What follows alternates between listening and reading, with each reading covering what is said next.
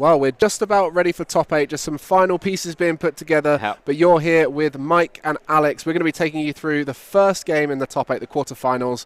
Are you excited to see what's going to be happening here? Oh, so excited. I'm back again to do this with you heading into top 8 right now.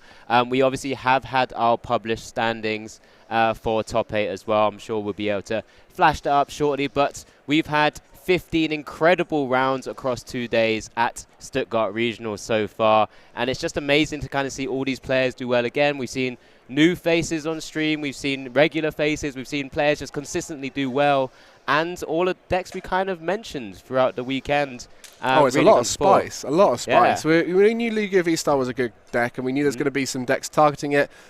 I don't think we expected this many different decks across the weekend. And to start things off, we had Brisbane going on, which was already finished by the time we started today. We got a chance to see what did well out there.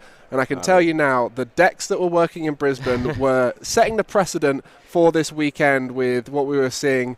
We did just get a little flash of it there. Hopefully we'll get another little look. Just a little tease. Tease. But we saying that we had a lot of spice, but Brisbane took it to a whole other level. Extra spicy. And I wonder what we'll see in Toronto in that top 8 as well later this evening. But across the whole world, there is 3 regionals going on this weekend. Brisbane, here in Stuttgart, and Toronto. And it has been the weekend of how do I beat Lugia V-Star? The impact that it had from LAIC, that in Sao Paulo where Tord was able to take it down. He's actually obviously continued playing it into Toronto as well, knowing how powerful it is. But everyone's been looking at this Tier 0 deck that everyone's been giving it the name of, the moniker of, and just how they actually beat it. And here we're going to have a quick look at that top 8 in Brisbane Regionals. This is actually, I believe, the actual final standings as well. Look at the top 4 there. So the winning deck being the Inteleon, Alolan Vulpix, V-Star, Articuno. We actually got a chance to speak with Magnus, who's piloting Articuno with a Palkia Inteleon deck. And he was thinking about putting Alolan Vulpix in there. And so slightly different ideas with the decks here. Definitely. But then you also look at the Fluffy toolbox, utilizing Zekrom for paralysis, using that weakness on Lugia. Durant Mill, I love that. Durant's been back and forth on occasion as a bit of a memey fun deck, but here it is being able to take advantage of those people who are maybe getting loads of energy acceleration out of the decks and sort of going down to really low hand counts or sort of deck counts with the control archetypes as well, which we do see also in top 4 by Lewis Stevens as well, with that Eldegoss, the control list with that Yveltal. And Aaron Stringfellow as well. They had to play each other in top 8, I think. Yeah, that's guaranteeing one of those making it to that top 4. But that was very similar lists, I think, to the Sander list that was played out in LAIC. So people saw that deck was very good against Lugia V-Star, so there was a lot of copycats going to future events. Well, actually, we had Sander here choosing to move to a different deck within a week, which is part of the challenge for the LAIC players, especially those who had to travel, didn't have much time to test between events. A lot of them are just repeating the list, maybe 1 or 2 card changes, but to completely change the archetype, there's not many players doing that. That's exactly it. And we had 2 more Lugia V-Stars in the top 8 as well. Brent Tonneson, who is a consistently world player as well, who consistently does well into day 2 of Worlds, which again is fantastic to see, but touches on that fact that yet again a top player is playing something similar to what they may have played in LAIC as well, and just continuing that trend of sticking to what they know. And we're just going to quickly bring up for you guys a bit of more of a Road to Worlds view as well that we've already seen a couple of times across the stream this weekend, but just to give you a bit of an idea, make sure everyone knows that these are the things that people are playing for in these tournaments, being able to get all that CP. Yeah, there is money on the line, there's packets on the line as well. These players are competing for prizes in that sense, but realistically they're all competing for championship points. At events like we are here today at Stuttgart, it's a regional, so you'll see that left column of points, 200 CP at the top for placing first, but at LAIC and future ICs that we've got coming up, there'll be much more points on the line, 2.5 times multiplier, so that's where you can really get your guaranteed spots at events, and to accumulate up to 350 here in Europe will get you a Worlds invite. And there's been some players securing their Worlds invites here at the event, even if they're not making that top 16, top 8, getting points even in top 128, top 64, correct. You can see down there, gets you a good amount of points. So those consistent players who make the top, getting themselves some spots here. Yeah, 100%. Just so you guys are all aware at home as well, it's dependent on the kicker of how many players we have for the overall tournament.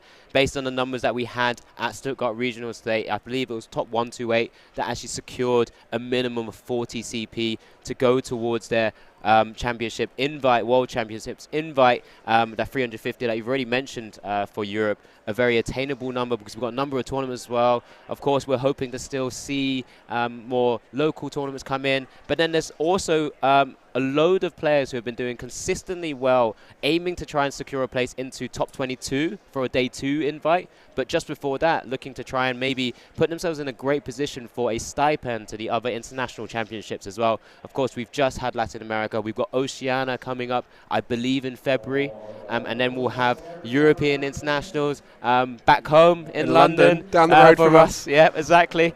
And then, of course, ending the final season with the NAIC as well, which is still to be confirmed exactly the date, but there's still 3 massive tournaments alongside the regionals as well. And just to kind of touch into that, we're going to go straight into and show you the actual remaining tournaments we have. Yeah, and the regionals now getting as big as ICs used to be in the past. The attendance at these events is crazy, and you can see here on the calendar we are currently at that highlighted one there, Stuttgart. Liverpool is next in January, and you see the little colour codes above that helps you understand which events contribute towards your stipend for which events. So you can see the blue quarter 2, which is Stuttgart, Liverpool and OCIC.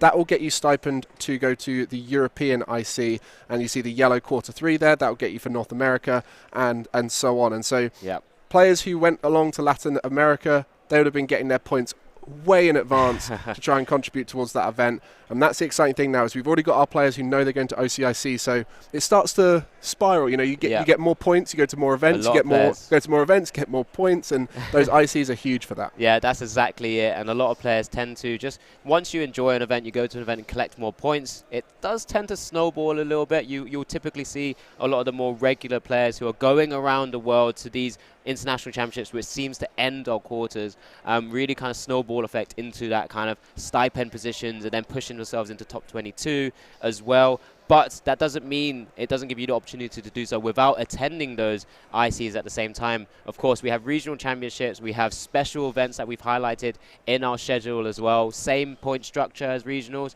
Doesn't have the pricing in terms of money, but it's just a great opportunity for us to be able to put on more events within the European scene alongside those regionals as well in those countries that don't typically have the opportunity to do so. We're all here with our fingers crossed, hoping in-person play in our local level can come back one day, because I used to love travelling all over the UK to play in those events. 100%. It's every weekend. A few little CP here and there accumulate up and help you get practice in for big events. But we will have a little look now at the 22 players who are sitting at the top, looking to get that Worlds invite. The 22 point is key.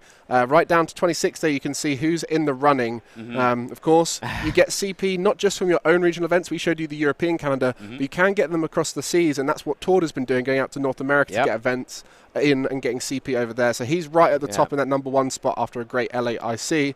But we see some familiar names that we've been seeing throughout the day here. So, yeah, I mean, already the top 7 that we see have their invites. This was, I believe, potentially even before Stuttgart as well. So there's going to be a number of players here. Magnus Pedersen making it into top 8 this weekend means he's guaranteed and secured his invite now to try and push himself up the leaderboard. Yeah, that's my boy from this event, but my boy from my local community, Kai Wainwright. I've mispronounced his name. How bad is that? But yeah, Kai, he did get just enough points at this event to get that 350 mark. And as we go down 10, Brian De Vries also made it into day 2. That's very likely to either give him his invite already or push him very close. Sander, of course, fresh off the back of a top 8 in LAIC as well. Also making top 8 for us with another innovation in terms of his, you could call it control, you could call it aggro Mewtwo. We haven't quite worked it out yet. He makes his decision depending on the game plan.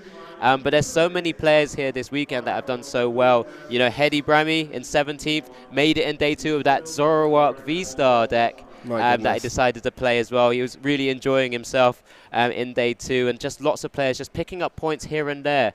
You know, we've got a lot of familiar names. Pear in 23, being able to also make it in day 2 was kind of always just in that kind of contention space, and ended up 26th in top 32. And we say we got a lot of events that have accumulated points. We've still got so many events to come. So getting that 350 mark at this stage, you're getting it secured now, but there is still so many opportunities to get more. And, you know, those regular top 64, top 32 players will be accumulating those points. But what I want to talk about at this event is that top 8. Let's have a look and see who's made it into this quarters, semis and final. We'll be showing you our matches as well, just as we flow down. So obviously these won't be in order of their actual final position, but we can give you that details there. Yari Bonsi, who finished first seed on 33 points. We'll be playing Jamie. We've seen multiple times already this day to stream. Am I correct in thinking this is Yari's first regional? That's what we've been hearing. It's fantastic to hear. So all you people at home who've not managed to get along to a regional, don't think by going to a regional you're going to be dropping out early. You can make it all the way, and in this case,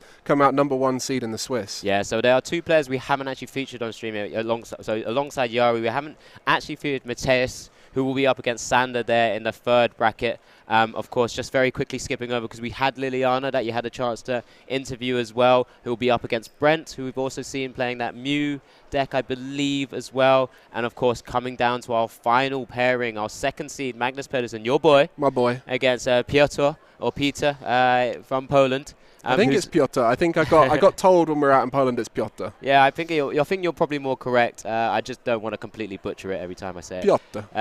But yes, it's fantastic, because he's been a mainstay in the game for a long time as well. I've been back and forth, had many games with him over the seasons. They did quite well at Warsaw as well, I believe. Yeah, he did. And we were speaking before we went on camera here about the potential for 9 players being 32 or higher in terms of points. And there was one unfortunate player on Resistance who didn't quite make that top 8 with 32 points. My guy, I had the chance to interview him in day 1. And the Zoroark, Benjamin Pham, unfortunately, was the only player to just bubble out. It's still a fantastic performance. He's had some incredible finishes over the last few European events. He's top 16 2 events ago. And in Warsaw, he day 2'd as well, playing Palkia Kurim. And this time we just fell just a tiny bit short based on opponent's win percentage. For just not making that top 8, which is just a bit unfortunate. It's unfortunate as well, up against Liliana. And when we had the interview with Liliana, she was like, I don't want to play Zoroark. And so they decided to ID on that game, thinking if we're both on 32, we make it through, which was very likely to be the case. Unfortunately, one person just missing out, and that's always the challenge with Swiss and getting that top cut of 8 people at the end. And you can start thinking about it, like, oh, if I hadn't got that loss there and it had been a draw, you can really overthink it. But it's just one of those. Benji has played amazingly well, and 9th is still a great result. So we're going to be going into our quarterfinal that we selected for you. I know all of you have been loving the Sander list. We were just speaking to him before he's gone onto the feature table. He was saying how he didn't know it was going to be this good. Yeah, I mean, I saw an early version when I was speaking to Maze, and obviously I know Sander quite well as well, having an opportunity to kind of speak to him in a good amount, and particularly when you're having to try and innovate after LAIC, after such a good result. It's become a bit of a thing where Sander hasn't ever quite been able to close out a lot of tournaments, because Control needing to use the time efficiently in typical Swiss rounds, but going into Top Cut with the additional time that's available, he actually often has to win 2 games. And that can be very difficult with Control, because if it goes to 1-1, it then goes to that sudden death sort of first person to take a prize, and this actually might be the first time Sander's playing a deck which gives him the chance to take a prize early, or not necessarily early, but possible to take prizes and actually win the game through 6 prizes. It's very rare to see Sander actually attacking. Yeah, it's an aggressive win condition. I didn't get a chance to ask him earlier when we were chatting, but I really want to ask him his thoughts on the Articuno decks. I feel like that's a little bit of just on the edge of Sander's zone of being controlling, but it's an interesting matchup here, because we haven't had a chance to see Mateus on stream, but according to that graphic just before, it said Mateus was playing Vikavolt V. Yes, as far as I understand, I believe he is playing the Vikavolt V yet again alongside, I believe, the Palkia that we might have seen in Warsaw as well. No, in a very similar list to what we saw in Warsaw. Yeah, there was Alexander, one of the other Polish players, was playing it in Warsaw, so I think maybe Mateus got some inspiration from that. And when you think about the Articuno idea with Palkia, it's a very similar mindset of having a utility attacker that's a little bit more disruptive with the Vikavolt, that goes well with that Melanie package, and then you've also got the Articuno on the other side, which is a little bit more of a paralysis disruption. So you've got item lock and paralysis working very well alongside the Palkia, because realistically Subspace Swell and Star Portal as bits of text on that Palkia V-Star are very powerful and shouldn't be counted out of this current meta. But yeah, here we are, going straight into our game 1 of our quarterfinals, our feature match here with Sander playing his Mewtwo V Union deck versus Mateus playing that Vikavolt V Palkia list. that we've had a little taste of before in Warsaw. And Sander is going first. He's going to be staring down at that Celebrations Mew, which we haven't seen this weekend, I don't believe, with that Mysterious Tail ability, thinking I might need to get all my items played as soon as possible. Good thing is, if Sander can get those Curliers out, he'll be able to start using that great, fantastic abilities, reminiscent of trade, that refinement ability, being able to discard cards and still continue drawing. It means he doesn't have to necessarily make full use of those items straight away. Yeah, and then the ability to have the Guard of War on top with the Shining Arcana, which realistically was a energy acceleration approach whenever it was used before, but this is a great way just to guarantee drawing cards, because you look at those top 2 cards and attach any number of basic energy cards you see there, but you don't have to, and then you just take the cards and put them in your hand. So guaranteed draw of 2. If there is a psychic energy there, could in theory attach it to Pokemon. So a great bit of text there, and some of the turns we're seeing with this Mewtwo V Union deck with the Curliers, and in fact the healing approach it has using that Gengar is an amazing bit of smart thinking and out-the-box thinking from Sander. Yeah, it's something we've seen a couple of times before, and what we've considered, I think, even when we were talking about Warsaw, was trying to find big, bulky Pokemon. How can it sort of survive attacks? Mewtwo V Union already have 310 HP, has a special ability as well from the left leg of the card, really sort of protecting it from effects of attacks at the same time. And then alongside V-Guard energy, protecting it from big Pokemon attacks, such as the Mews or such as other Lugias. Just means they can't one-shot it, and then they can just heal using the Gengar and the Scoop Up Nets and the Gardevoirs and the different Curliers and pieces. But yeah, just the Gormandize, and then he got very quickly Marnied back by Mateus as he goes into his turn there. He gets to sort of a chance to bench the Palkia V, which we've only seen a couple of times, but of course to great effect by Magnus as well. There's the Battle VIP pass, identifying that Vikavolt V and the Greninja. Opportunity to discard those waters to activate those 4 of Melanies as well. So there's lots and lots of pieces that Mateus will be looking to try and utilize to try and get that Vikavolt attack off. That's dealing that 50 damage in paralyzing bolts, but ensuring your opponent not being able to use item cards going forward. Yeah, it's an interesting combination there, because the Vikavolt, I can imagine, is great into the Comfey matchup, but it doesn't have that ability to increase the numbers that you would see with the Regieleki build that has the VMAX that pumps up the attack damage by 30. So the Vikavolt is a pure disruption-based approach, but we do have the speed lightning energy, the concealed cards, and all of these different draw methods for this deck. So you do start accumulating quite a nice hand of bits and bobs. You don't need as much of an engine through something like a Barrel engine or an Inteleon engine. You just need that Celebrations Mew plus a few drawing outs. Yeah, the Celebrations Mew is a great card to use. And Sander there was Marnied, of course, so he had the 5 cards in hand. Is looking at seeing what he can do. He's benched that routes and scooped her up multiple times, and maybe looking at seeing what he can really do. But I think maybe he's just trying to maximize the value from the Gormandize here, just as he had to use up 2 Scoop Up Nets. And it looks like, yeah, it was just a Gormandize back up to the 7. He didn't want to sort of waste turns. He also puts the Manaphy down as well, protecting him from that Radiant Greninja, which is a really scary card to stare down at. Back over to Mateus. That's so speed energies coming in to play, drawing more cards, concealed cards being used. This game is going already at quite a frantic pace that I thought it didn't expect. Yeah, I mean, that Greninja, the idea of the Moonlight Shuriken taking out 2 Curliers or 2 routes as well, that's a lot of removal of draw engine. And the list Sander plays, often those first turns, giving up prizes, taking it a bit slower. And I think at this point, Mateus is going to want to try and either get into the Vikavolt lock if he thinks it's valuable enough, or maybe start trying to attack with the Palkia and just keep announcing attacks as soon as possible. Yeah, it's going to be interesting to see how Mateus is going to be able to utilize some of his attackers to full effect, because as you mentioned, the Vikavolt dealing 50 doesn't really do too much damage, but of course, if he can keep disrupting and then eventually turn it into a Super Zap Cannon for 190 damage at some stage, maybe that's a one way for him to be able to really ramp up the damage on Sander's side of the board. But of course, that Snorlax is 130 HP Snorlax, not the 150 one. Can take a number of hits before it goes down, can keep using Gormandize to keep going. But as you can see there, there's the air balloon straight into the Vikavolt, and we do start to see a gust of the Manaphy. because of that weakness, that is going to be both item lock and removal of the mana fee. So the Greninja now online with that star portal from the Palkia. There has been, I think, 1 water being put into the discard pile, so a few more water that activates star portal. So the item lock plus a knockout early on, early pressure. There is 1 water energy in the prizes there, 6 in the deck, maybe 1 or 2 in the discard pile. There is a Melanie available, but that's not going to work for the Greninja.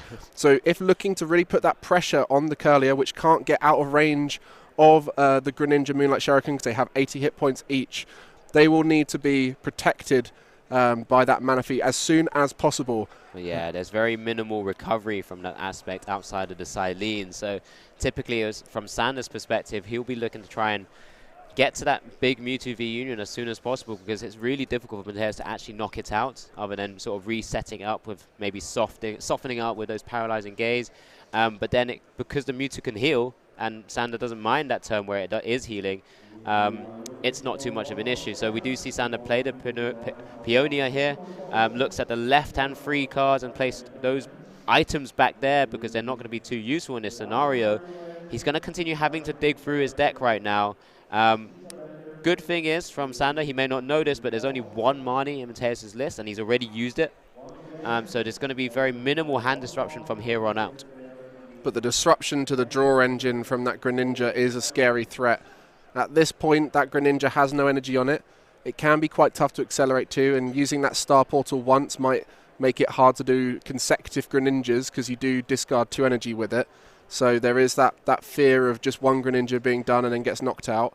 But that seems like the route that's going to be strategized here for Mateus. Yeah, it's definitely an option here, but also if he does end up going that route at some stage, as we see the Melanie there from the discard pile to the active Vikavolt V, as soon as he does go that plan and direction, Sander would then have the option then to use items yet again. So it just reactivates his board and sort of getting a chance to play all those item cards that he might be building up in that hand there following that Gormandize. So lots of different options there available. It's just with that routes, with the energy currently attached, it has that sort of hit and run attack as well, just a 10 damage with the teleportation burst and sort of switching it out to a bench Pokemon. But it's mainly kind of giving him a bit of a pivot option, I think, at this current moment in time, but also giving maybe Mateus a bit of thinking about, oh, do I have to target the 2 Curliers?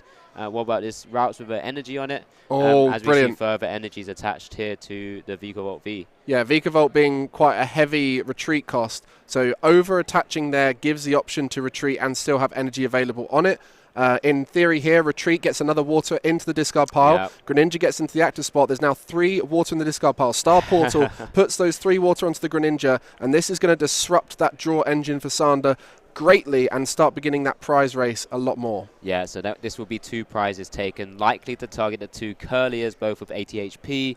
Very easy targets for the Moonlight Shuriken. It's not very easy for Mateus to chain that attacker onto the Greninja, so we're probably unlikely to see it happen back to back.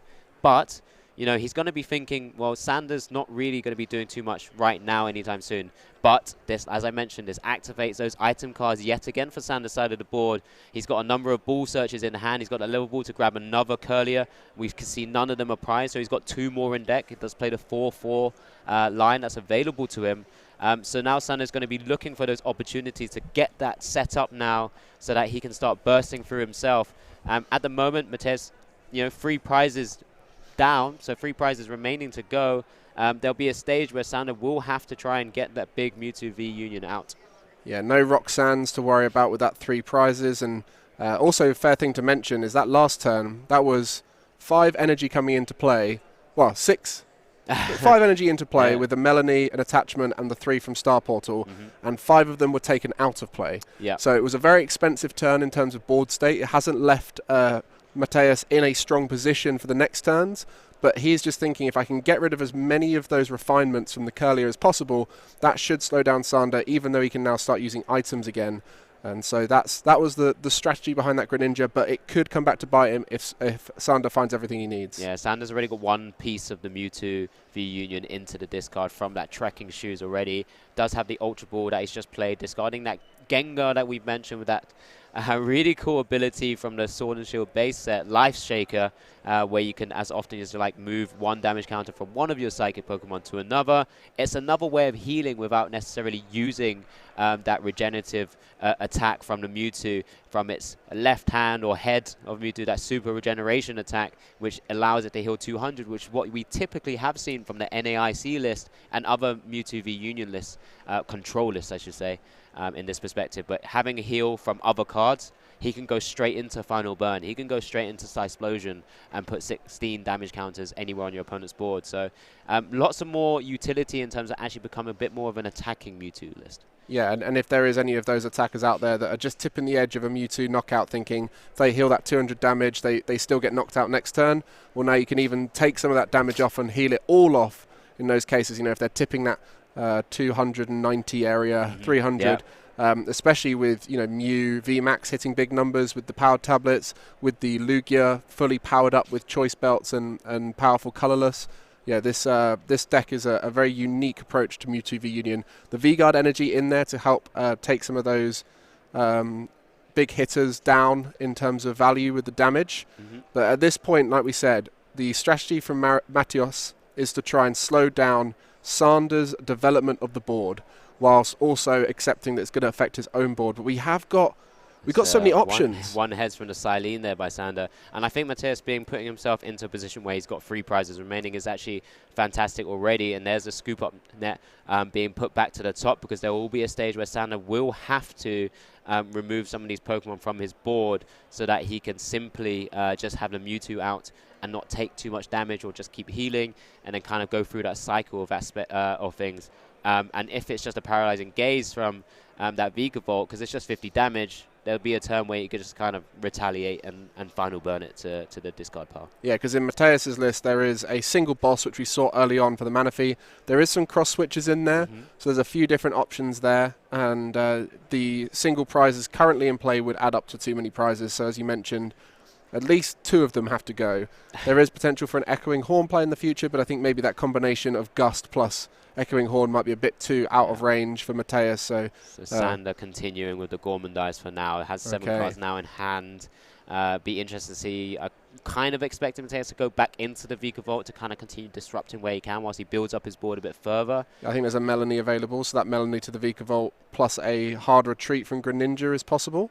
Yep, so with the 1 energy already on the Greninja, so that's why we were talking about it's quite difficult to chain attackers here. He's actually attached it to the Palkia, which is fine because he can still attach from hand to the Vikavolt if he chooses to go down that route. Just looking to take prizes. Yeah, or continue looking to take prizes with that Palkia, and maybe just saying, Sander, well, maybe I've disrupted enough just by that 1 attack to take out the Manaphy, and I've been able to take enough prizes here that I can just attack 3 times and hopefully win. Just look at the hand size there with the combination of speed, lightning energy, and the concealed cards.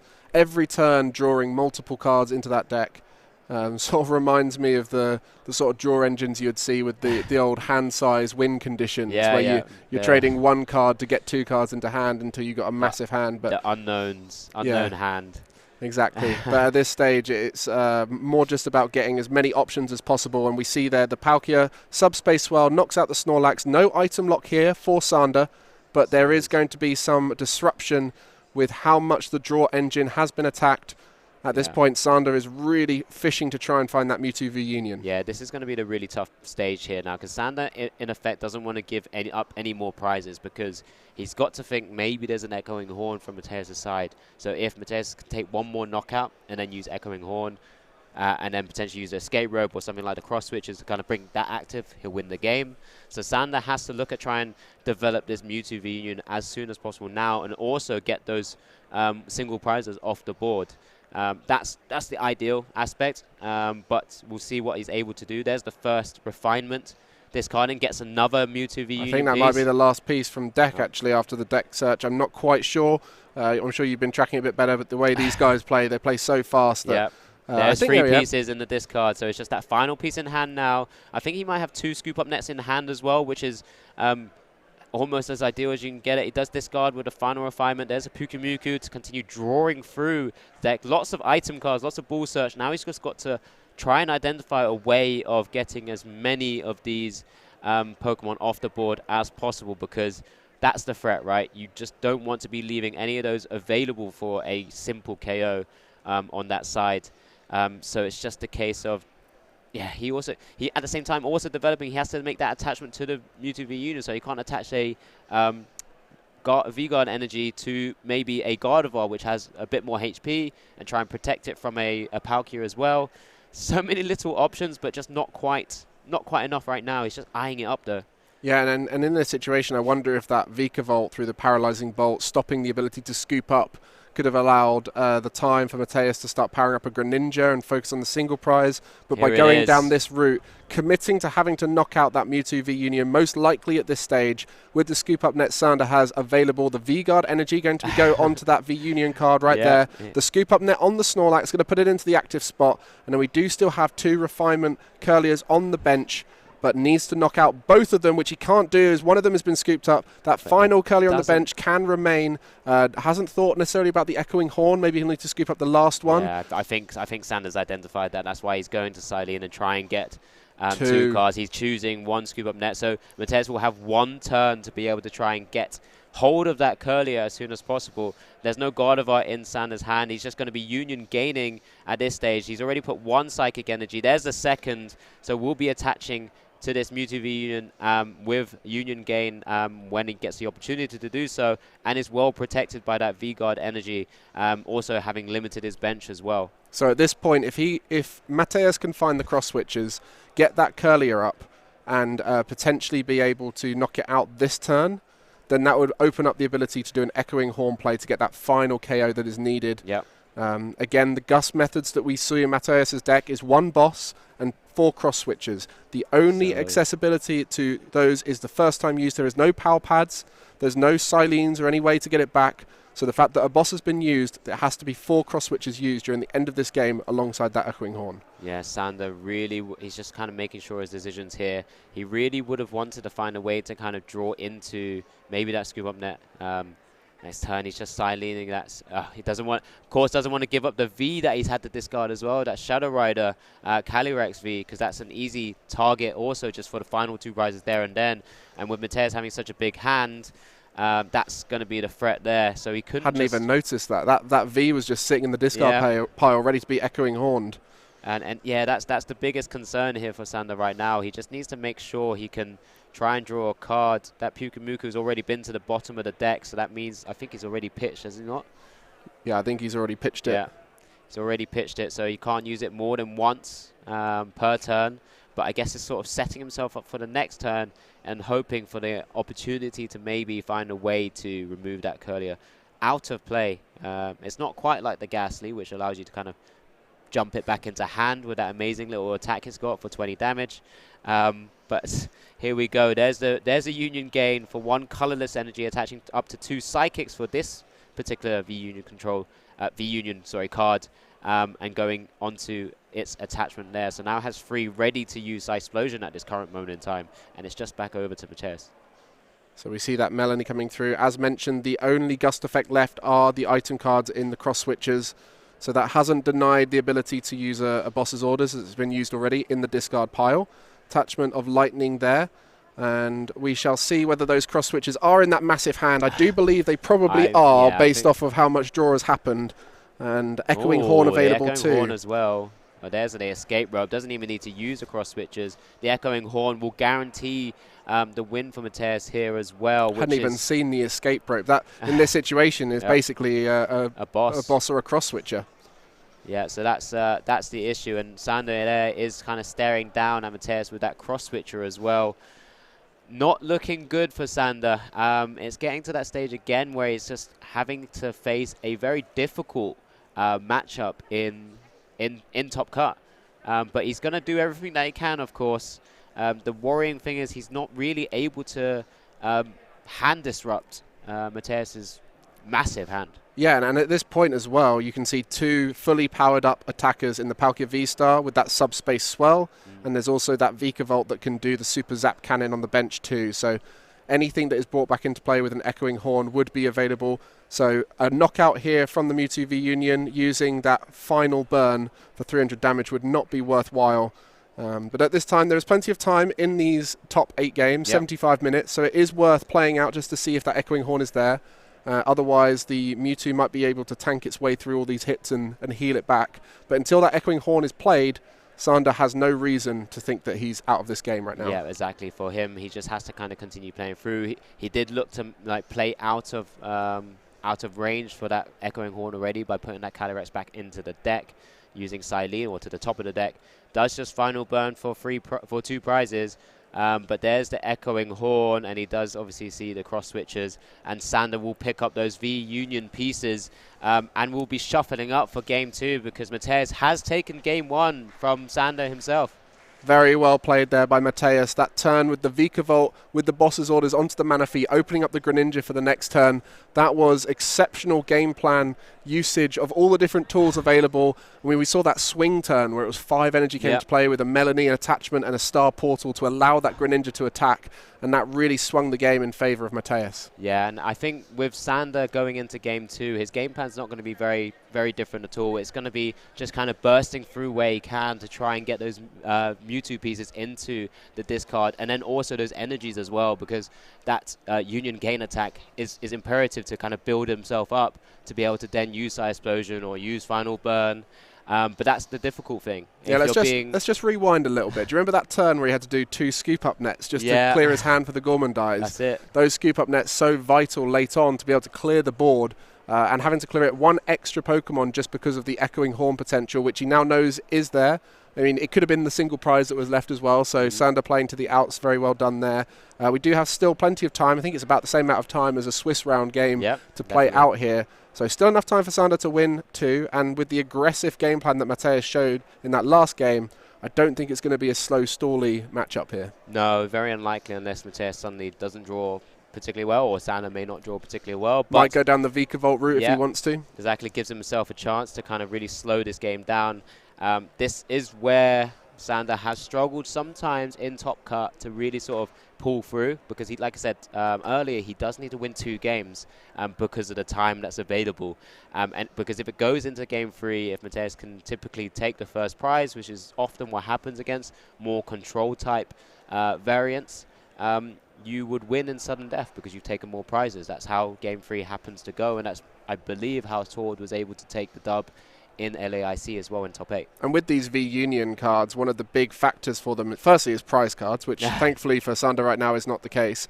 But it's also that that naturally drawing into them is key, because they don't come out through most of the Pokemon search that we see in play. You have to use the Ultra Ball, and so if you can naturally start with a few of those pieces, get it into the discard pile, it can really kick you off with a good start in the game plan. But we see the Serena kicking things off. It's the first time I think we've seen this Radiant being used, and what in particular was it used for in this Sander deck here? So in a similar way where we're going to be, how Sander's built it to use the healing effect with that Gengar to be able to spread damage across the Psychic Pokemon. Radiant Serena's ability, that Elegant Heal, once during your turn you may heal 20 damage from each of your Pokemon, can in effect wipe out a lot of damage across the board. That's a maximum of 100 being healed from. And then with the Scoop Up net, you could put a load of damage on the Gardevoir, for example, scoop that up, put the routes down, put the 20 damage on that, start healing up with Serena, so you can start going in excess of 200 damage removed from play. Unfortunately, Serena itself can't have damage moved to it through the Gengar just due to the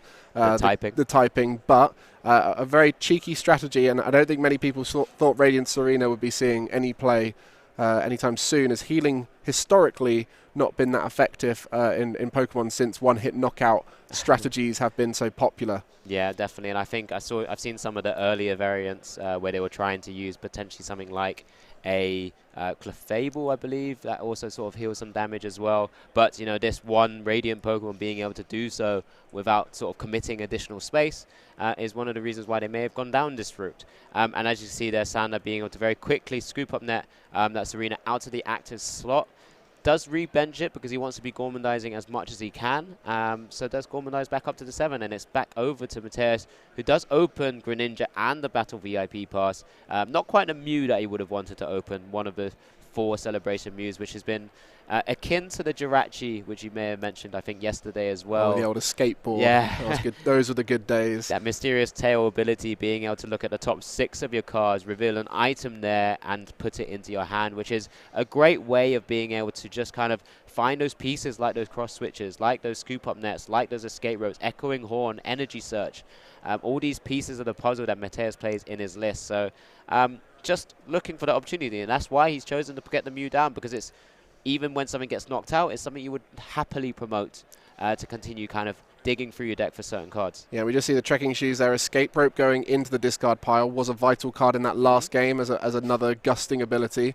And so we did see that disappear there. And that could come back as relevant later on. But for now, Mateus is more interested in progressing his game state. Yeah, beyond that, it was just a pass from Teres, because it's back over to Sander, who's very quickly pitched and evolved that route into a Curlier. So drawing 3 cards his turn, or 4 cards his turn after the draw card for his actual turn starting there, and going into the trekking shoes. Energy already in the discard pile as well. So things moving along. The Pioneer will allow him to pull out another routes from there as well. A relatively big hand, so he'll be able to pick and choose which cards are less useful in this matchup. That Vikavolt doesn't have any energy yet attached either. No energy in hand for Mateus to be able to conceal cards and then sort of utilize that Melanie. So Sander's in not a bad position here at the moment, at least. Has Sander had a deck search yet? Because this, these 3 prize cards, I don't know how much of it was targeted or just how much of it was a Pioneer as a draw support in a way. Yeah, it's more like a draw supporter, but having to just being able to check certain pieces which he won't need. Things like the Flannery could be useful to try and remove some of those speed energies attached to that Vikavolt V. But generally, here you go. He's been able to sort of also pull off a level ball here as well, also just to double check what's available. Just eye up the mana fee there, just making sure that that won't be... he won't see his routes easily targeted down by things like that Moonlight Shuriken from that Greninja yet again. So just quickly pulls that out of the deck from the level ball. As mentioned, I believe he did get another routes from the prizes as well. So we'll see a second one come down shortly. But yeah, there's still plenty of time. Like I said, it's just come under as if it did start at the 50-minute mark now in terms of where we got to. So there's a Curly also we see in hand. And there's continued track and choose. That mana fee is so key because Greninja could, in theory, attack next turn because there's a Palkia V on the bench. The moment the Star Portal is online, at any moment that Greninja could come into play. And considering how many routes are going to be benched here, mana fee will need to go down. But that mana fee reducing the healing potential of the Mewtwo V Union at the end of the game if it does survive that long. At this stage, a protected board state early, Gorman dies, plus Curlier's in play. Well, a Curlier and 2 routes. Just a pass back from Mateus after Sander Gorman dies. My goodness. Again, playing a bit of the slow game, but there's nothing much he can do. I believe that's you boss. See his hands there. A boss, a Melanie, and a cross switcher. Just some unfortunate cards there. Not doing too much, but of course Sander not actually doing too much until he gets the big boy out. And that's why you said the Mew is the perfect start, because when you start doing these slower turns where you're passing a lot, you just get a few more chances to dip into your deck and potentially find something worth having.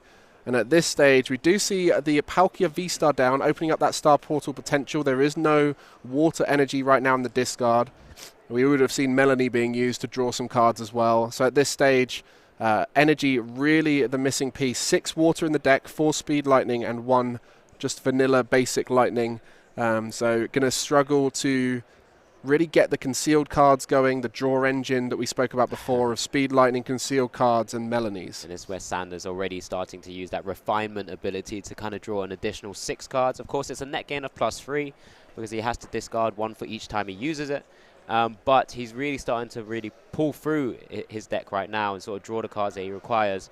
Eyeing up an Ultra Ball as well, maybe targeting that Gardevoir just to kind of keep drawing cards at this stage without much of a drawback. So lots of different options here, and as you can see, Sander's deck starting to really thin out.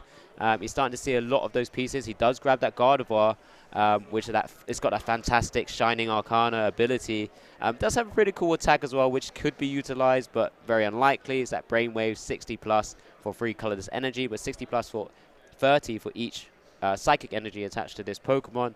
But yeah, it's got a number of options here. So there it is. It's just being able to just draw 2 cards this turn. So Sander now has a net gain of 5 discarding 3 after drawing 5, of course, and just Silenes for 1 heads. Just identifying the pieces that he needs, maybe to scoop up nets, because there will be turns where he's going to have to get rid of those single prizes, and could start chaining that Gardevoir as well, which is really cool. Yeah, and with that Silene, there is another one in the prizes there, as well as the PAL pad. So the typical loop, if Sander were to try and lock a person out with this deck, would be through multiple Silene and the PAL pad, which does have a way of breaking through unlucky circumstances, but rare to happen. And what we do see here is that Greninja now out the active spot with a scoop up net, starting that Mew search, and now no longer will Mateus be chilling and sitting there. He's now got the ability to start activating various item cards in his deck and getting that chance to get a Luminion, which will be able to get a Marnie out, which is huge considering how big the hand size is for Sander. Yeah, I think at this point, though, Sander won't be too upset about that, because he does have 3 live draw 2 cards Pokemon on his support on his bench. So and any V Unions that's in the deck still will be through that Marnie or into closer, the hand. yeah, closer to the top. And if he's not shuffling that deck and just continuing to refinement, it's just going to put it closer to the top for him. Exactly. So it's going to be one of those where it's just getting pushed into a position now where Sander might start to think about trying to attack and utilize that Mewtwo V Union as soon as possible. But Mateus didn't really have a choice, in all honesty. His only other draw support is Melanie, and with no water energies in the discard, cannot be activated. Yeah, and we see another Ultra Ball being used here to go into the deck, another Mew being taken out. And at this stage, Mateus is going to try and form that comeback. A bit slow at the start here, especially compared to that first game where it was explosive from the off. And this is, with every slower controlling archetype that Sander has, the typical approach most people will say to try and beat it is try and get prizes as quickly as possible and hope that you get it before Sander sets up. And this kind of start is not ideal for that. Yeah, and it's just passed back over to Mateus, and that's a quick refinement of that Mewtwo leg piece there. And then that Shining Arcana for draw 2, and then another refinement after picking up another piece. So that's 2 pieces there already. Does also hold a Shadow Rider Calyrex, which he won't want to necessarily discard straight away until he's prepared his board and not giving up too many prizes, of course. But now is beginning to set things up. Does Peoria and pick up the PAL pad where he put it there originally, of course, because he knows he's going to need access to that as well. And that last one that he hasn't had a chance to look at in the prize is just a level ball. And at this stage, that's not really as relevant because it's part of that early setup strategy. So that PAL pad and the Silene will likely be taken here. Everything else put back in by Sander will be pieces he feels aren't relevant to his game plan now. Could be something like a Gormandized Snorlax, maybe even that Shadow Rider Calyrex we might see go in there. There you go. There it is. Yeah, there we go. He knows he potentially wants that Ultra Ball later as well to maybe sort of, again, kind of thinking about the Marnie. You can reshuffle some of those better cards that he might have put to the bottom of Marnie back around the deck if he searches with an Ultra Ball or another ball search within his deck as well. So might be needed for the Gengar setup if later on that comes into play. Yes, there you go. There's the Ultra Ball. Whether he necessarily needs too many cards from this this search itself, yeah, there you go. He hasn't targeted anything, but it's just to shuffle some of those better cards he might have just been Marnied out of back to around the deck. Not necessarily back to the top, of course, but then just kind of give himself that opportunity there. And the Gormanizer looked like just for an additional card.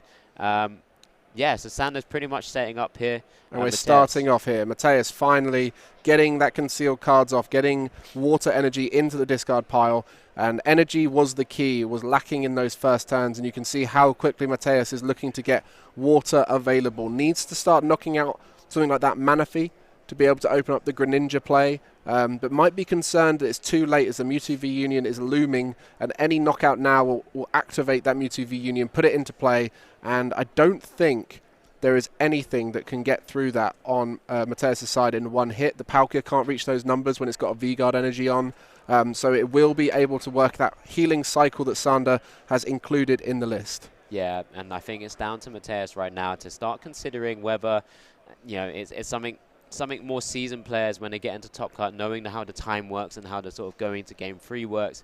Maybe it's one of those aspects where he has to start playing for making this quite a long game 2 and then potentially sort of working that sudden death game 3 into his favor. It's one of those things that'll be interesting to try and see if that's a route that Mateus will look to go to. Yeah, you just see there Mateus skipping a few steps for us watching at home, but scoop up net of the Greninja to reactivate concealed cards with a second water energy, drawing 2, and that was communicated by them through the microphone, so they'd have known what's going on. But for those at home who might have missed it, and we see another water energy coming out of the deck, and this is opening up for that Star Portal potential to bring lots of water into the play. And we do see the Vikavolt one attachment away from attacking, but with the Star Portal, it is only to the water Pokemon. So that Vikavolt cannot be attached to via Palkia, and we'll have to be careful.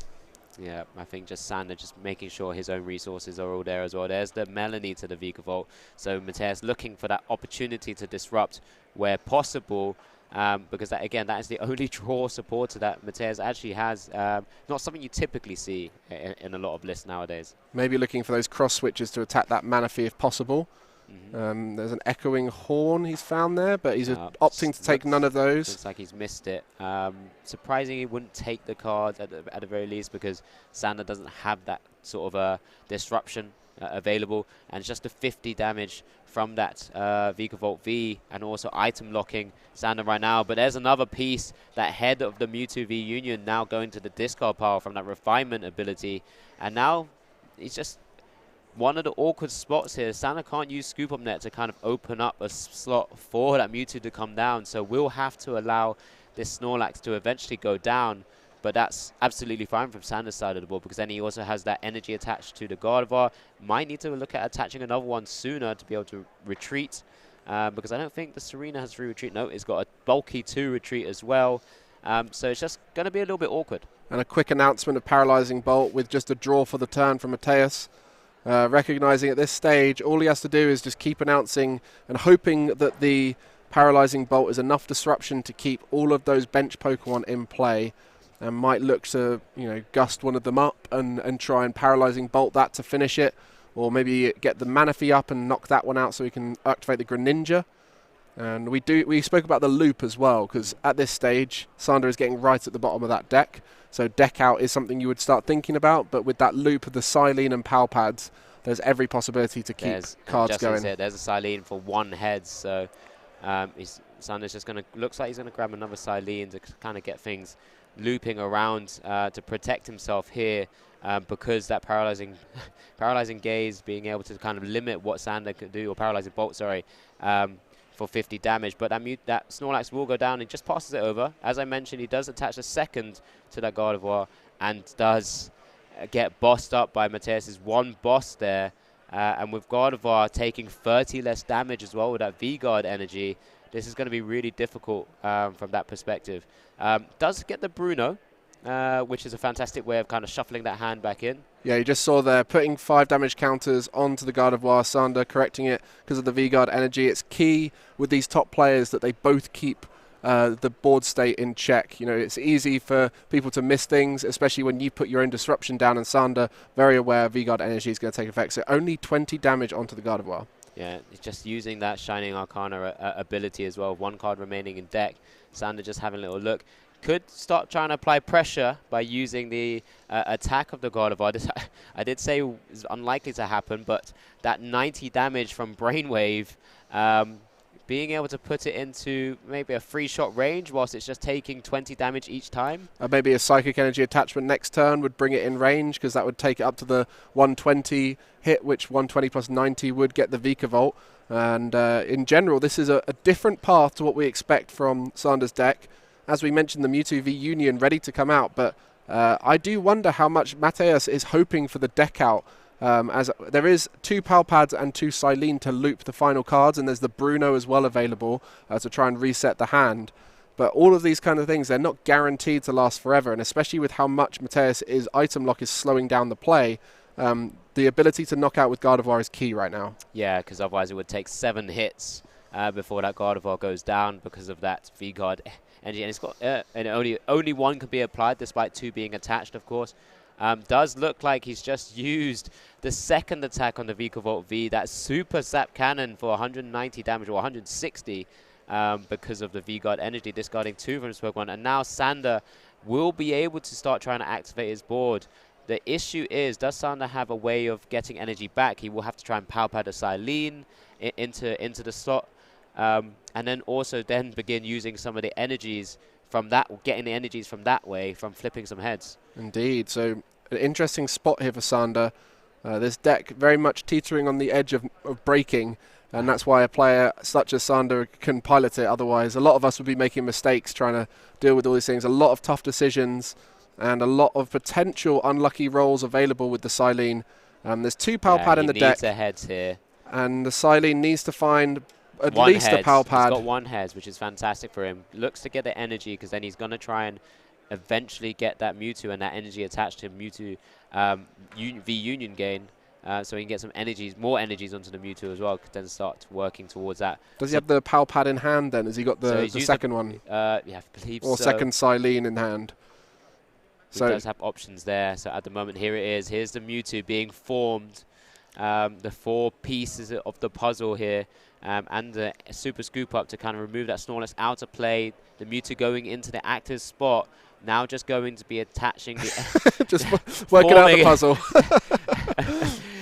Forming the big 4-card piece, and then there's the V-Guard energy attached as well, and we're likely to just see a Union gain attack. Yeah, so needed that energy from the Silene. There was no other options there, but would have hoped to have 2 heads there, could start increasing the outs for that lock, because it does come to an awkward spot where if you're relying on 1 Silene to restart that lock by getting 2 power pads, for example, or 1 power pad, it does work out in your favour over a long period of time, but when you start getting towards this point where it's maybe 1 Silene or 1 power pad away from breaking, he has to be careful because it's a very thin deck, and next turn we'll see whether Sander can keep that lock going. Yeah, he's just picked up one of the curliers that were in play with that Scoop Up net.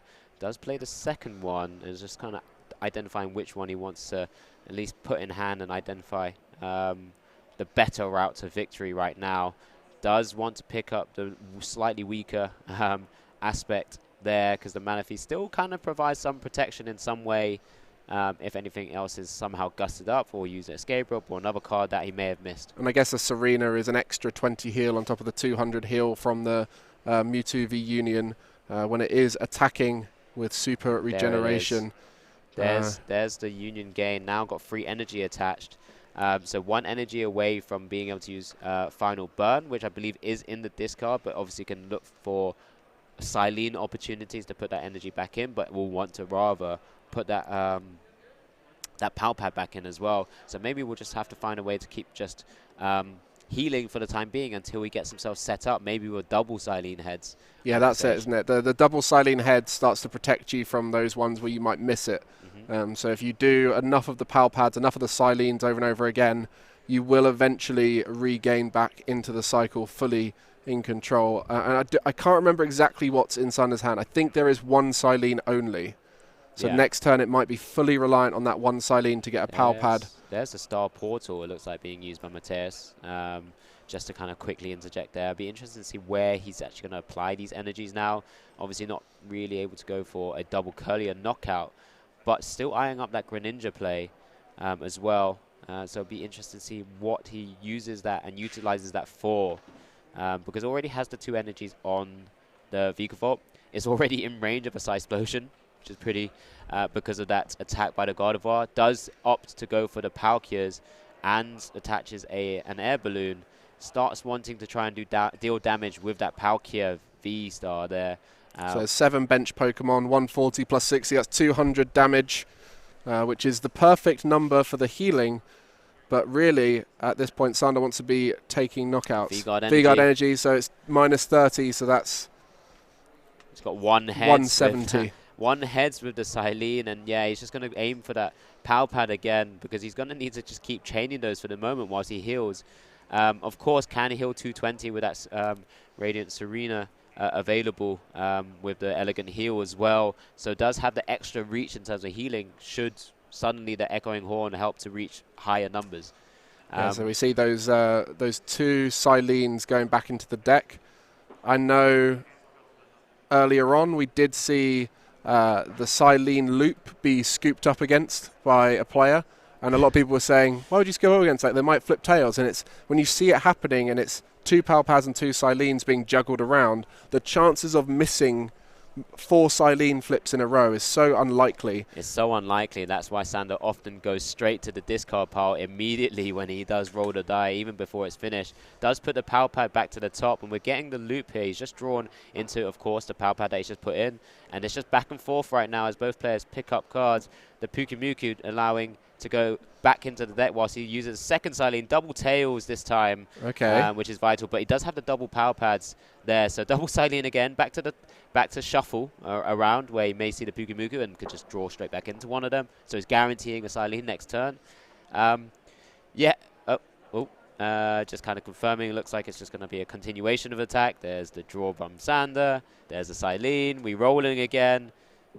One heads. There's the power pad once again. But once he gets one more heads here, because he has double power pad available, he may look to just try and get that super scoop up to kind of get himself in a better position. So Mateus has just been playing to the outs of the attacks, and you see there scooping up. So you see how that cycle does work. It tends to work most of the time. There is a rare situation where it might not quite work, but for the most part, with 2 power pads, 2 Silenes, and that Pukimuku, it's going to be fresh every single time. And there wasn't many cards left in that Vikavolt Palkia deck to draw, so it didn't take too long to see that cycle fully play out. So for those of you at home who've always wondered, how does the Mewtwo v Union work? Why does anyone even play it? Well, you can get into that checkmate situation where you keep healing off any damage from any attacks. There's no other prizes available that are worth attacking, and then you just keep cycling cards out of your discard pile into your deck. Yeah, as you mentioned, the Silene plays does make it a little bit susceptible to kind of being very all-in as a concept, but with the double power pads, he's got so many dice rolls that it's very unlikely. It's in Sander's favor to hit one heads. I think the first one was the one that it was most likely to fail on, because he had to use Silenes and power pads before that to be able to get the resource he needed for with the V-Guard energy. So if that first Silene had been double tails, then maybe he wouldn't have been able to get the cycle. But, you know, Sander's the one who pilots these lists. He's smart enough to know his outs, plays for the odds. And this deck, as he mentioned when we were speaking to him beforehand, he didn't think it was going to be this good, but it's been working so well here. And we're going to be going into that Game 3 between the Vikavolt v Palkia deck versus Mewtwo v Union with that curlier package. And we'll be seeing how it plays out in this Game 3 here. Yeah, it's 1-1 apiece in our feature match top 8. Between Sander's Control, Attack, Mewtwo v Union, and this special Vikavolt v Palkia list that we saw now in back-to-back top 8s for Warsaw Regionals, and then, of course, now in Stuttgart. Piloted very well, of course. Has chosen to concede with the 30 minutes, or sort of 29 minutes on the clock. Maybe not playing into that strategy that I kind of mentioned that we've seen actually come to the fore before, like what Tor done in LAIC in top 8 against Sander.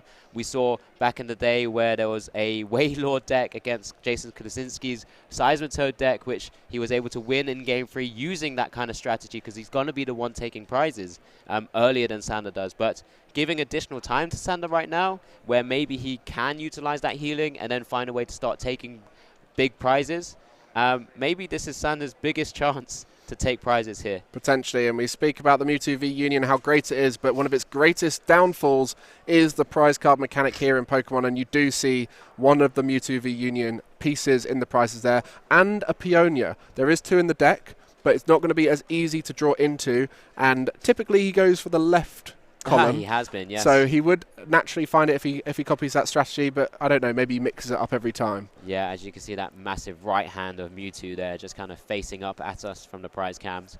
The Battle VIP's pass coming straight down from Mateus as well. He's opened it every time, which is obviously great. Does play 4 off, to be fair. Yeah, exactly. If he was playing 3 or 2, then we would call it lucky. But when you play 4, you should hit it every time, right? Yeah. That's why we all play 4. The odds are again in your favor to be able to do so. Does have the speed energy as well to continue going into the deck. You know, that additional draw power alongside that 1 Marnie, the 4 Melanies, and concealed cards. So can typically draw sometimes 9 cards per turn, depending on which supporters he's using as well. Of course, turn 1, he's not able to attack, not able to play supporters, but having this kind of draw engine has allowed him to do so.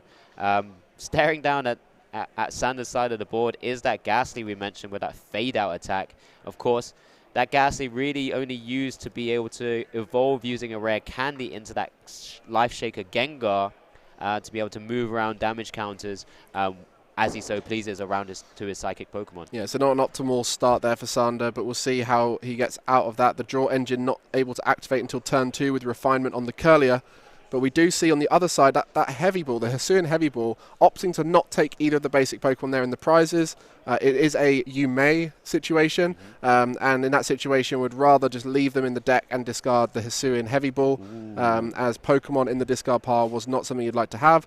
So there's that Galarian Zigzagoon Headbutt Tantrum to get some damage on the Ghastly, and it might start putting it in range of a Vikavolt attack next turn. It does indeed, with 60 HP, that Paralyzing Bolt, 50 damage, and Item Locking Sander is perfect numbers to knock out that Ghastly and begin taking prizes as soon as possible. Now, it's just down to Sander how he's going to be able to kind of play out of this situation. Of course, he wouldn't have liked to start Ghastly if he could, because he wanted to start one of his 4-hours, but does have an Ultra Ball in hand and other Pokemon in hand. Double Ultra Ball, I believe, as well.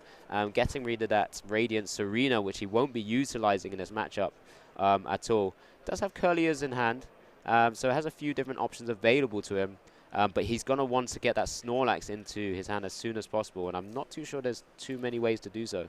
Yeah, just keeping the Serena there. Going to be looking to get that Snorlax off of this search here. But we just saw again that Speed, Lightning, Energy plus concealed cards, drawing 4 cards, getting the energy where you want it as well. A Lightning Energy on the Vikavolt, a Water Energy in the discard pile, the 2 places you want to have them. So a draw engine and functional location placement of those energies. And we will see that Bruno.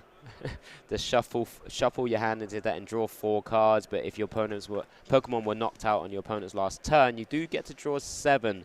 But as what we were expecting when Sander put it back into his hand in the last game, that opportunity to kind of reshuffle his hand, that massive hand back into his deck where he was getting a bit worried potentially about a deck out, it kind of doubles up as a bit of a safety net from that perspective. But here he's going to be looking for something like an energy just to kind of retreat into that Snorlax, but does find a Mewtwo piece with a Quick Ball. So it's just going to be kind of digging through, getting another Routes out to be able to evolve into a Curlier at some stage so he can start drawing through.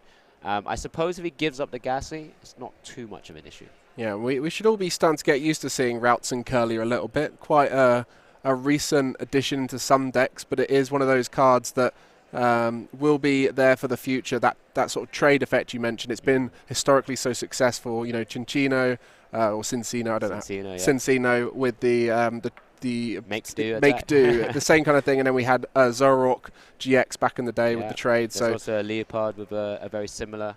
Bit hard to find those, a little bit too bulky to get with the level balls. But yeah, all of these kinds of abilities are amazing in the game because it not only allows you to draw, but it removes the cards that you don't want from your deck, so you're not just constantly going back into them where the Pidgeotto have passed. Yeah. It was good for control because it allowed you to keep resources, but sometimes if you want to dig a bit deeper, getting that discard involved is useful. So we see the board state setting up similarly to that first game from Mateus, looking to get a knockout here with the Paralyzing Bolt, set up that item lock, and also start getting Greninja within range of attacking. And we do see no Manaphy down as well. No.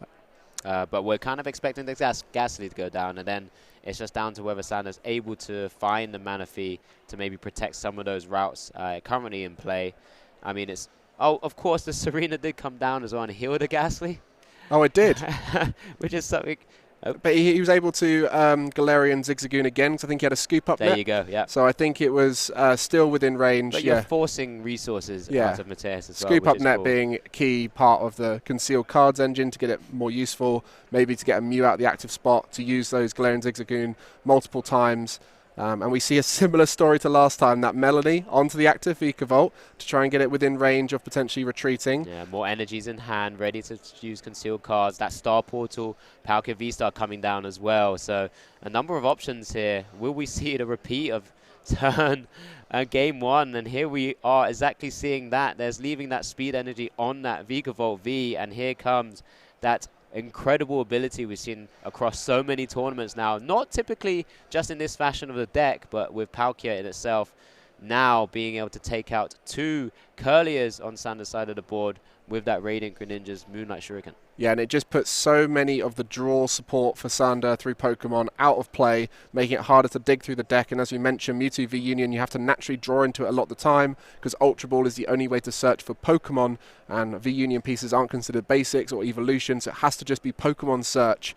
And consequently, it's going to make it much tougher as we do see a Refinement Curlier down. And we do see a Mewtwo V Union piece in the prizes. So the Mewtwo V Union is quite far away at this point. 3 prizes remaining for Mateus. Just needs to get a few more knockouts. There's the Echoing Horn that we saw in Game 1 that is in hand for Mateus. And so a few options here to try and finish off this game through taking out these single prize Pokemon. Yeah, and so just thinking about Sander's hand right now, that it's not actually a massive amount. Does have another Trekking Shoes. If he keeps putting cards like this into his hand, he won't really be able to use Gormandize to full effect or full value. Does have a number of energies in hand, a couple of scoop up nets. Just looking to try to see what he attaches to, which is that Serena. Of course, it will be a scoop up target at some stage. Found ways to remove the energy from the Vikavolt. You know, it's kind of awkward right now, and the Silene's there to kind of support double heads. I wonder if Sano actually wanted double heads because he wants to kind of be drawing through a number of certain cards. Identifying now what he may need to take from his discard pile to put to the top for that Gormandize. Of course, can start trying to refresh those routes if required, or just other pieces of the puzzle. Just get Mewtwo out now. He is on a clock, and that's the hardest thing right now because of the 3 prizes already taken by Mateus. Yeah, exactly. So the Trekking Shoes, you can see, is an attempt to try and dig a bit deeper, which is what the attempted Gormandize will be next turn. The Ultra Ball as well.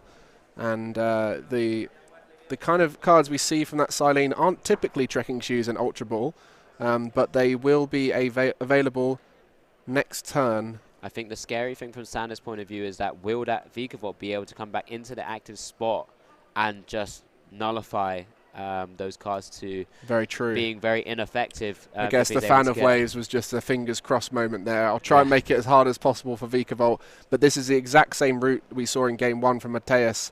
And there we go, we see a Gormandize pass.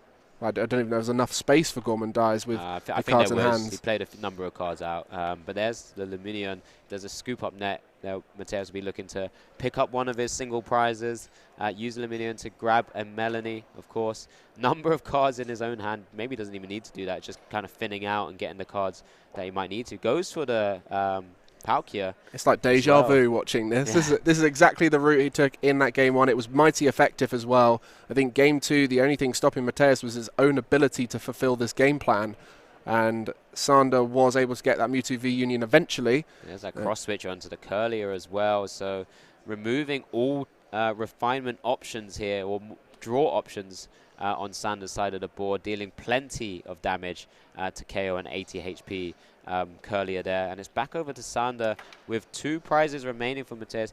Again, this is the turn where he needs to get Mewtwo out, and it's very unlikely because one piece of the puzzle is currently sitting in those prizes. So he will have to Peonia this turn as well as get the remaining pieces from his deck. And he'd have to Peonia the right 3 cards as well, which isn't guaranteed. And there is one Peonia in the prizes, so it's not going to naturally draw into that very well. So not looking good right now for Sander. But what we are seeing is Mateus's deck work this matchup well. You can see, we mentioned it before about that excitable drawing and searching of cards that we see from players when they feel in a good position. And right now I'm getting that body language from Mateus. All these little fidgety movements, very comfortable, knows it's within reach, only 2 more knockouts required, plenty of single prize Pokemon in play available for Mateus to knock out. So he's just going to hope to announce 2 more attacks and he'll be going through to that semi-final. But there's the Peonia. We'll be getting that Mewtwo V Union piece. So it is possible now for Sander to start getting that lock. Yeah, just trying to find a way to get all of those pieces. He'll be... I think there's at least 1 in the discard right now. It's Ultra Ball in hand. Yeah, Ultra Ball in hand now as well. It's just, is it too little too late at this stage without those Curliers, without the opportunity to kind of use that refinement to help discard them as well? There's that one piece staring at us. There's the Ultra Ball. It's just whether he can get the final 2 pieces. Yep, I think that is. Oh, maybe even 3. It's a lot to ask, isn't it? Mewtwo V Union, a wonderful card when it's out in play, but so frequently we see its demise being it's stuck in the deck, never making its way out onto the playfield, as we do see now that final piece needed from the deck. Will it happen? Sander is looking to do it this turn. He knows he's on a clock. 2 prizes remaining for Mateus. Going to be very tricky to do so here. We see a Gorman dies, I believe, there to finish his turn as Mateus poised, ready to start his turn and try and initiate another knockout here. Yeah, and I don't think we have seen the echoing horn in the discard pile of Mateus yet. I don't think there was any sort of unfortunate discards during his turn so far. So Sander will be looking at that thinking your hand is massive. It's very likely you're going to have all these cards here. There's the Melanie as well to continue drawing through. Oh, and a speed lightning energy as well. That Vikavolt up to the super zap cannon range is the same board state we saw last time. Really trying to put it in range of being a secondary attacker in case that Palkia is unable to finish. Can still use concealed cards as well, but obviously doesn't need to. Does take the knockout. The Snorlax just down to 1 prize now. Here's the free retreater, Radiant Serena, because it's got 2 energy attached. And right now we'll be able to utilize 1 trade, so that's 1 piece of deposit, another 1 piece of deposit to go in. There's the Ultra Ball to kind of get 1 more piece out further. So is that everything then? So the Ultra Ball getting rid of 1, another 1. There's 2 there remaining. So that's going to be that there. Was that the Shadow Rider Calyrex, or was that another piece of the Mewtwo V Union in the deck? Or maybe I've seen it incorrectly. I think that's the Shadow Rider Calyrex in there, so I believe that's all the pieces after this refinement. So that'll be Mewtwo V Union ready to come out the discard pile. And at this point, though, it needs more than that.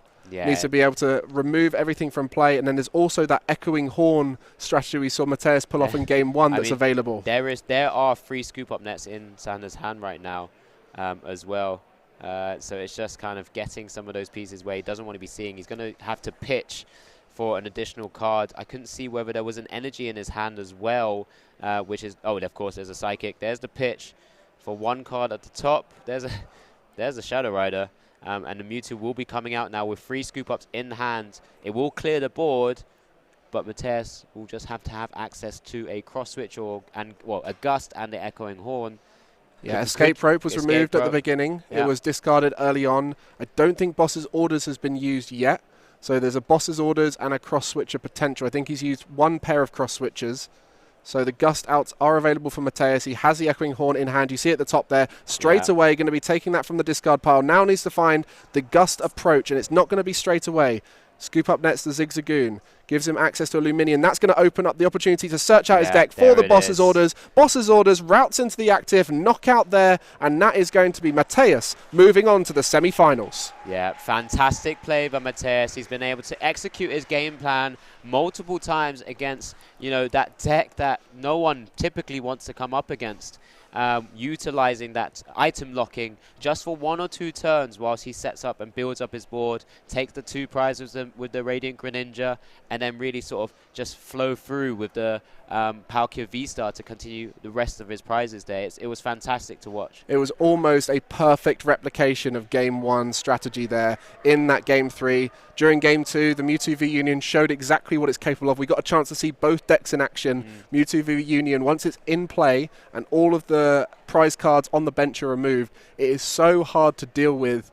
And that's exactly what we saw. Both teams, both players, both players looking to try and move on to that semi-final. But it will be Mateus, the Polish player, moving on. As you see, he was very chuffed towards the end of that third game. You could see in his body language, and going to be looking to find his friends in the crowd. You could hear them giving him a loud cheer as he took that victory. Yeah, plenty of applause and plenty of sort of hugs there to take down Sander in top 8. But congratulations to Sander as well. Top 8 prizes, cash, and also more CP towards other stipends, because I'm pretty sure he will be going to OCIC as well to try and continue his fantastic runs in tournaments. But unfortunately fell short against the Vikavolt Palkia list. But like I said, we've been able to see more innovation, so I can't wait to see more Sander innovation in future tournaments to come as well. Yeah, I wonder what he'll go for next event, because we've seen 2 different decks weeks apart, and 2 top 8s. Yeah. It's not a bad performance from Sander. Top 8 is really challenging at the size of these events now. Hundreds of people here, and finding a way to creatively win a game that isn't just as simple as I'm going to hit big numbers. He likes to try and find sneaky ways around it. And we got a chance to see that with the Silene loop.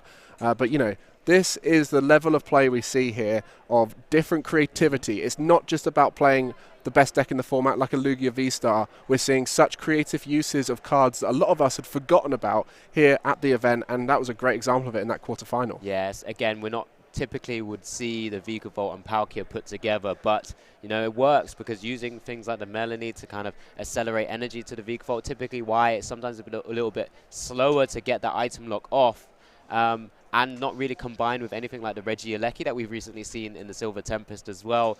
It's just doing enough damage to apply enough pressure, but it's enough to then just wall and build a board behind it to be able to then sort of sweep through the rest of the prizes and the games, as we saw in 1 and 3. How about that draw engine, though, as well? Who'd have thought the concealed cards plus speed lightning energy would be such a good draw engine, as well as the Mew to be able to dig a little bit deeper for some item cards. So a wonderful bit of synergy there.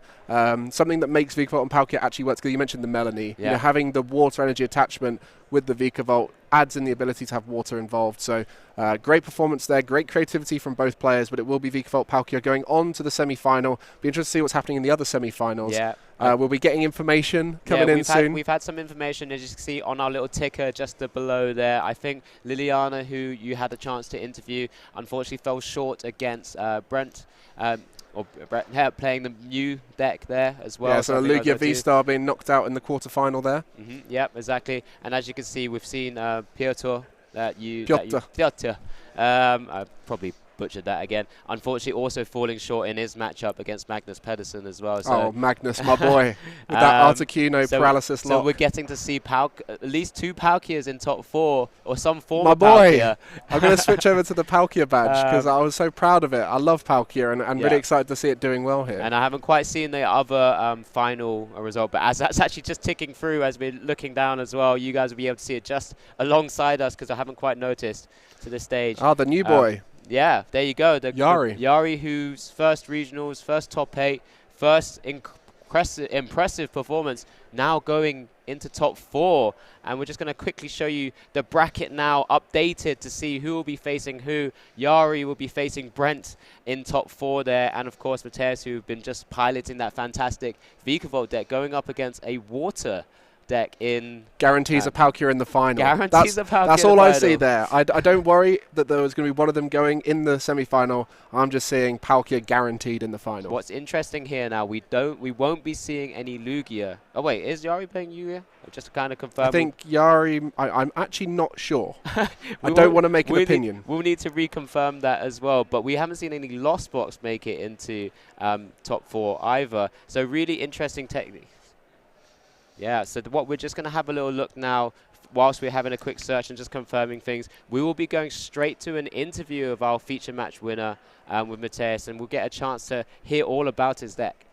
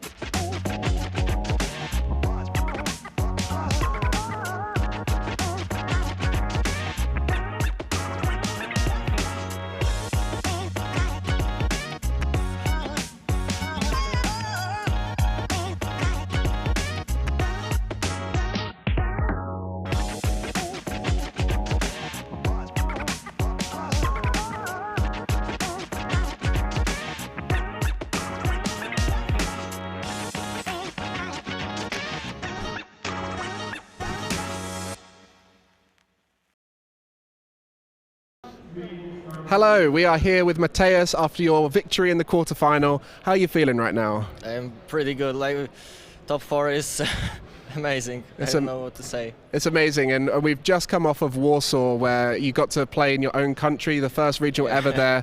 You're playing this deck there too, right? Yeah, I got to top 128 because of the rough matchups against the Regis, but my friend got the top 8s with it, so I was happy about it. Yeah, because I remember seeing Alexander playing this list. It was amazing to see the combination of Palkia and Vikavolt. Not many people playing this deck. Why do you guys think it's such a good deck? I just love the concept of Vikavolt. I was testing really like a lot.